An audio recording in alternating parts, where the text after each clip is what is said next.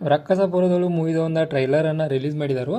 ಇದ್ರ ಬಗ್ಗೆ ಮಾತಾಡೋದಾದ್ರೆ ನಮ್ಮ ರಾಜ್ಬೀರ್ ಶೆಟ್ಟಿ ಅವರ ನಾವು ಅಂದ್ಕೊಂಡಿದ್ದಕ್ಕಿಂತನೂ ಭಾಳಷ್ಟು ಕೆಪಾಸಿಟಿ ಇರುವಂಥ ಆ್ಯಕ್ಟರ್ ಅಂತೇಳಿ ಈ ಒಂದು ಟ್ರೈಲರ್ ನಮಗೆ ತೋರಿಸ್ತೈತಿ. ಕಾರಣ ಈ ಒಂದು ಮೂವಿ ಅಂದ್ರೆ ರಕ್ಕಸಪುರದಳು ಮೂವಿ ಐತಲ್ಲ, ಇದು ಎದ್ರ ರಿಲೇಟೆಡ್ ಐತಿ ಡೆಫಿನೆಟಾಗಿ 101% ಹೇಳ್ತಾನು. ಅದನ್ನು ಡೀಟೇಲಾಗಿ ತಿಳಿಸ್ಕೊಡುವಂಥ ಒಂದು ಟ್ರೈಲರ್ ಇದಾಗಿತ್ತು ಅಂತ ಹೇಳ್ಬೋದು. ಅಂದ್ರೆ ನಮ್ಮ ರಾಜ್ಬೀರ್ ಶೆಟ್ಟಿ ಅವರ ಆ್ಯಸ್ ಅ ಪೊಲೀಸ್ ರೋಲ್ ಒಳಗೆ ಈ ಒಂದು ಮೂವಿ ಒಳಗೆ ಇರ್ತಾರೋ. ಅದು ಯಾರಪ್ಪ ಅಂದ್ರೆ ಸಬ್ ಇನ್ಸ್ಪೆಕ್ಟರ್ ಆಗಿ. ಬಟ್ ಇವರು ಸಬ್ ಇನ್ಸ್ಪೆಕ್ಟರ್ ಆಗೋಗಿಂದ್ರೆ ಮೊದಲು ಊರವ್ರು ಒಂದು ಏನು ಅಂದ್ಕೊಂಡಾರಂದ್ರೆ ಇವರ ಮೆಂಟಲ್ ಹಾಸ್ಪಿಟಲಿಂದ ಬಂದಾರು. ಅಂದ್ರೆ ಒಂಥರ ಬೇರೆ ಥರನ ಅದಾರು ಇವರು ಪೊಲೀಸರು ಅಂತೇಳಿ. ನೀವು ಮೆಂಟಲ್ ಹಾಸ್ಪಿಟಲ್ ಅಂದ್ರೆ ನಿಮ್ಮ ಮೈಂಡು ಬರ್ಬೋದು, ಆ ರೀತಿ ಒಳಗೆ ಅದಾರು. ಆನಂತರ ಬರಗುಡ್ಗ ಒಂದಾಗ ಯಾವ್ದಾರು ಇವರ ಬಾರ್ ಎಲ್ಲೈತಿ. ಇದರ ಅರ್ಥ ಇಷ್ಟ, ಇವರ ಒಬ್ಬರು ಕುಡುಕರಾಗಿದ್ದಾರು. ಅದಕ್ಕಿಂತ ಇವ್ರದ್ದು ಇಂಪಾರ್ಟೆಂಟ್ ರೋಲ್ ಏನಂದ್ರೆ ಇವ್ರಿಗೆ ಫಾರಿನ್ ಡ್ರಮ್ ಆಗಲಿ ಬೇರೆ ಬೇರೆ ಇವಕ್ಕಿಂತ ಲೋಕಲ್ ಒಂದು ಸೇರೆ ಸಿಗದೈತಲ್ಲ ಅದ ಇಷ್ಟ ಅಂತ ಅದನ್ನು ಕುಡಿತಾರೆ ಅಂತೇಳಿ. ಅಂದ್ರೆ ಈ ರೀತಿ ಒಬ್ಬ ಕುಡುಕರದಾರು, ಇವರ ಪೊಲೀಸ್ ಆಗಿದ್ದಾರು. ಬಟ್ ಇವರು ಪೊಲೀಸನೂ ಅಲ್ಲೋ ಅನ್ನೋದ ಜನಗಳಿಗೆ ಡೌಟ. ಜನಗಳಿಗೆ ಅಂತ ಅಷ್ಟೇ ಅಲ್ಲ, ಇವರ ಒಂದು ಡಿಪಾರ್ಟ್ಮೆಂಟ್ದಾಗಿರುವಂಥ ಎಲ್ಲರಿಗೂ ಕೂಡ ಆ ಡೌಟ ಐತಿ. ಆನಂತರ ಈ ಒಂದು ಊರೊಳಗೆ ಇವ್ರು ಬಂದಾದ್ಮೇಲೆ ಕೇಸ್ಗಳು ಸ್ಟಾರ್ಟ್ ಆಕವು. ಅಂದ್ರೆ ಮೊದಲ ಇವರು ಒಂದು ಡೈಲಾಗನ್ನು ಮೆನ್ಷನ್ ಮಾಡ್ತಾರೋ, ಅದೇನಂದ್ರೆ ಈ ಒಂದು ಊರೊಳಗೆ ಕ್ರೈಮ್ ರೇಟ್ಗಳು ಕಡಿಮೆ ಇದಾವು.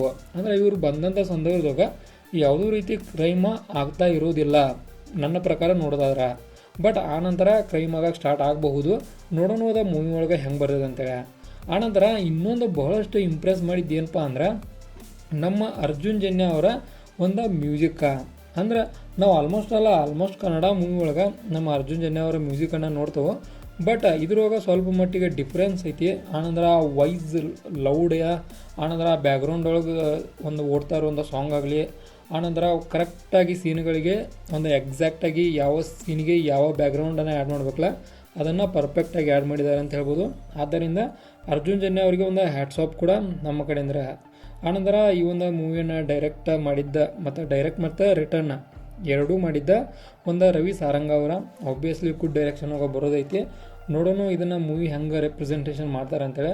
ಬಟ್ ನಮ್ಮ ರಾಜ್ಬೀರ್ ಶೆಟ್ಟಿ ಅವ್ರು ಮಾತ್ರ ಬೆಂಕಿ ಅವತಾರದಾರು. ನೋಡೋಣ ಸಬ್ ಇನ್ಸ್ಪೆಕ್ಟರ್ ಅಂತೇಳಿ ಮೂವಿ ಒಳಗದಾರು. ಇವರು ಮುಂದಿರುವಂಥ ಟಾಸ್ಕ್ಗಳು ಭಾಳ ಅದಾವು. ಕಾರಣ MLA ಮಗ ಆಗಲಿ ಬೇರೆ ಬೇರೆ ಅನೇಕ ಊರನವರೆಲ್ಲ ಸತ್ತಾರು.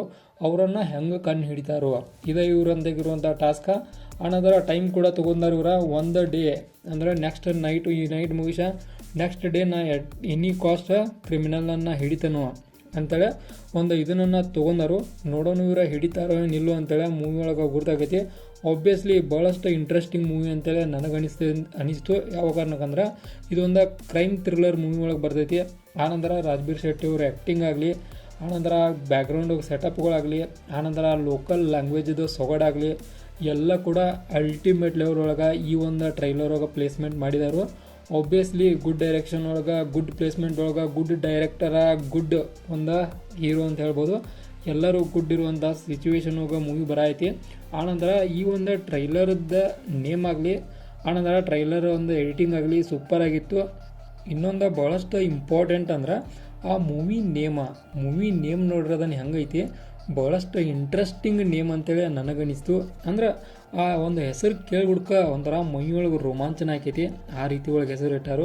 ಆಬ್ವಿಯಸ್ಲಿ ನಮ್ಮ ರಾಜ್ಬೀರ್ ಶೆಟ್ಟಿ ಅವರ ಒಂಥರ ಅದ ಲುಕ್ ಒಳಗೆ ಏನು ಚೇಂಜಸ್ ಇರೋದಿಲ್ಲ.